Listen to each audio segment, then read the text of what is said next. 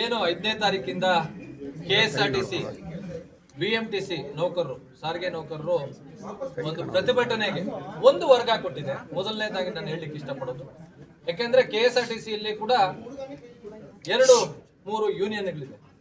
ಅದರಲ್ಲಿ ಒಂದು ಕ್ರಿಯಾ ಸಮಿತಿ ಅನ್ನುವಂಥ ಒಂದು ಯೂನಿಯನ್ ಇವತ್ತು ಒಂದು ಕರೆಯನ್ನು ಕೊಟ್ಟಿದೆ.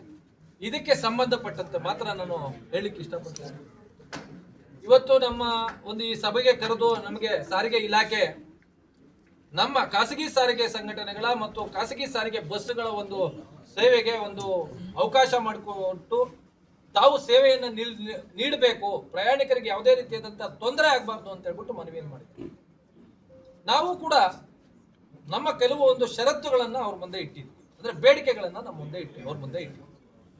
4 ಬೇಡಿಕೆಗಳು, ಪ್ರಮುಖ ಬೇಡಿಕೆಗಳಿದೆ.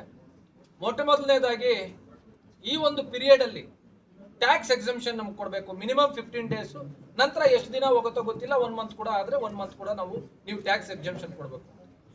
ಮತ್ತೆ ಇವತ್ತು ಕೆಲವು ವಾಹನಗಳಿಗೆ ಬೆಂಗಳೂರು ಜೂರಿಸ್ಡಿಕ್ಷನ್ ಇರುತ್ತೆ, ಹೊರಗಡೆ ಹೋಗಕ್ಕಾಗಲ್ಲ, ಅಂತ ವಾಹನಗಳಿಗೆ ಪರ್ಮಿಟ್ ಎಕ್ಸಂಪ್ಷನ್ ಅನ್ನ ಕೊಡಬೇಕು ಅನ್ನೋ ಬೇಡಿಕೆಯನ್ನು ಕೂಡ ನಾವು. ಅದಾದ ನಂತರ ಸೇಫ್ಟಿಗೆ ಸಂಬಂಧಪಟ್ಟಂತೆ ಪೊಲೀಸ್ ಪ್ರೊಟೆಕ್ಷನ್ ಅನ್ನ ಕೊಡಬೇಕು ಅಂತ.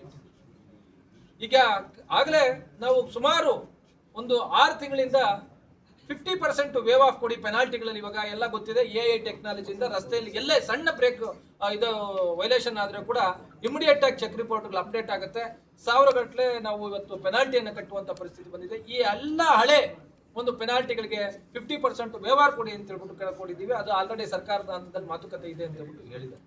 ಹಾಗೆ ಇವತ್ತು BMTC ಮತ್ತು KSRTC ಏನ್ ಮಾಡ್ತಾ ಇದೆ ಅಂದ್ರೆ BMTC ಜೂರಿಸ್ಡಿಕ್ಷನ್ ಬಿಟ್ಟು ಹೊರಗಡೆ ಹೋಗ್ಬಿಟ್ಟು ಸೇವೆಯನ್ನು ಕೊಡ್ತಾ ಇದೆ.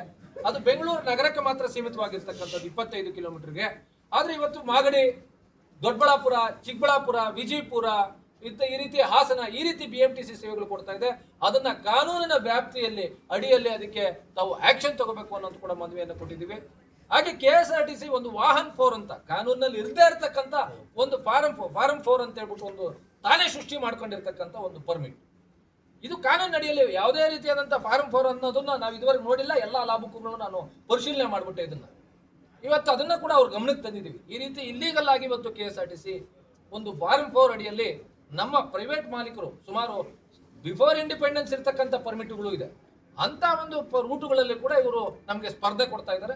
ಆ ಕಾರಣದಿಂದ ಅದನ್ನು ಕೂಡ ನೀವು ನಮಗೆ ಹೇಗೆ ಪ್ರೈವೇಟ್ ಅವ್ರಿಗೆ ನೀವು ಇದು ಫೈನ್ಗಳು ಹಾಕ್ತೀರಿ ವೈಲೇಷನ್ ಆಫ್ ಪರ್ಮಿಟ್, ಅವ್ರಿಗೂ ಕೂಡ ಹಾಕಬೇಕು ಅನ್ನೋಂಥ ಒಂದು ಇದನ್ನ ನಾವು ಹಾಕಿದ್ವಿ. ಅದಾದ ನಂತರ ಮುಂದಿನ ದಿನಗಳಲ್ಲಿ ಈ ರೀತಿಯಾದಂಥ ಯಾವುದೇ ಸಮಸ್ಯೆಗಳು ಕೂಡ ಬರಬಾರ್ದು ಅಂತ ರಾಜ್ಯ ಸರ್ಕಾರದ ಮುಂದೆ 60-40 ಅಡಿಯಲ್ಲಿ 60% ರೇಷಿಯೋ ಅಡಿಯಲ್ಲಿ, ಅಂದ್ರೆ 60% ಸಾರಿಗೆ ವಾಹನ ಅಂದ್ರೆ ಸರ್ಕಾರಿ ವಾಹನಗಳು, 40% ಖಾಸಗಿ ವಾಹನಗಳಿಗೆ ಅವಕಾಶ ಮಾಡಿಕೊಡಿ. ಮುಂದಿನ ದಿನಗಳಲ್ಲಿ ಸಾರ್ವಜನಿಕರ ಹಿತದೃಷ್ಟಿಯಿಂದ ಇದು ಒಳ್ಳೆಯದಾಗತ್ತೆ ಅಂತ ಎಲ್ಲ ಇನ್ಕ್ಲೂಡ್ ಆಗುತ್ತೆ ಸರ್. ಬೆಂಗಳೂರು ಮತ್ತು ಇದು ಮತ್ತೆ ಸರ್ ಇದೇನು 60-40 ಫಾರ್ಮುಲಾ ಇನ್ಕ್ಲೂಡ್ ಎಂಟೈರ್ ಸ್ಟೇಟ್ ನಾವು ಕೇಳ್ತೀವಿ. ಇದೇನು ಹೊಸತಲ್ಲ, ಹಿಂದೆ ಇದ್ದಿದ್ದೆ. ಬಟ್ ನ್ಯಾಷನಲೈಸ್ ಸ್ಕೀಮ್ ಅಂತೇಳಿ ಬಂದಾಗ ಇವರೊಂದು ಸ್ಕೀಮ್ ಅಂತೇಳಿ ಮಾಡಿಕೊಂಡು ಕೆಲವೊಂದು ಪಾಕೆಟ್ಗಳನ್ನ ಅವರು ಸ್ಪೆಸಿಫೈ ಮಾಡಿಕೊಂಡು ಅಲ್ಲಿ ಇವತ್ತು ಒಂದು ನಿರ್ಬಂಧವನ್ನ ಹೇರಿದ್ದಾರೆ. ಅದನ್ನ ಓಪನ್ ಮಾಡಿ ಅಂತ ಕೇಳಿದೀವಿ, ಅಷ್ಟು ಬಿಟ್ರೆ ಬೇರೆ ಏನೇನು ಆಗದೆ ಇರುವಂತದ್ದಲ್ಲ ಸರ್ಕಾರದ ಮುಂದೆ. ಮತ್ತೆ ನಾವು ಇವತ್ತಿಟ್ಟಿರ್ತಕ್ಕಂಥ ಬೇಡಿಕೆಗಳು ಎಲ್ಲಾ ಬೇಡಿಕೆಗಳು ಅವರ ಸರ್ಕಾರದ ಅಡಿಯಲ್ಲಿ ಇರ್ತಕ್ಕಂಥದ್ದು ಮತ್ತು ಇಲಾಖೆಯ ಅಡಿಯಲ್ಲಿ ಇರ್ತಕ್ಕಂಥದ್ದು. ಇದನ್ನ ಇವತ್ತು ನಾವು ಇಟ್ಟಂತ ಬೇಡಿಕೆಗಳಲ್ಲಿ ಸರ್ಕಾರದ ಹಂತದಲ್ಲಿರ್ತಕ್ಕಂಥದ್ದು ಒಂದು 3 ಬೇಡಿಕೆಗಳಿದೆ. ಅದನ್ನ ಆಲ್ರೆಡಿ ಪುಟಪ್ ಮಾಡಿದೀವಿ ಅಂತ ಹೇಳ್ತಾ ಇದ್ದಾರೆ. ಅಂದ್ರೆ ಮೊದಲೇ ಇದಿರ್ತಕ್ಕಂಥದ್ದು, ಇದೇನು ಹೊಸ ಬೇಡಿಕೆಗಳಲ್ಲ. ಮತ್ತೆ ಉಳಿದಂತ ಇನ್ನ ಪರ್ಮಿಟ್ ಮತ್ತು ಟ್ಯಾಕ್ಸ್ಗೆ ಸಂಬಂಧಪಟ್ಟಂತೆ ಖಂಡಿತ ಕೊಡ್ತೀವಿ ಅಂತ ಕೂಡ ಹೇಳಿದ್ದಾರೆ. ಅವೆಲ್ಲವನ್ನು ನಮ್ಗೆ ಈ ಷರತ್ತುಗಳನ್ನ ಇವತ್ತು ಸರ್ಕಾರ ನಮ್ಗೆ ಕೊಟ್ರೆ ಖಂಡಿತ ನಾವು ಸೇವೆಯನ್ನ ಕೊಡ್ತೀವಿ ಅಂತ.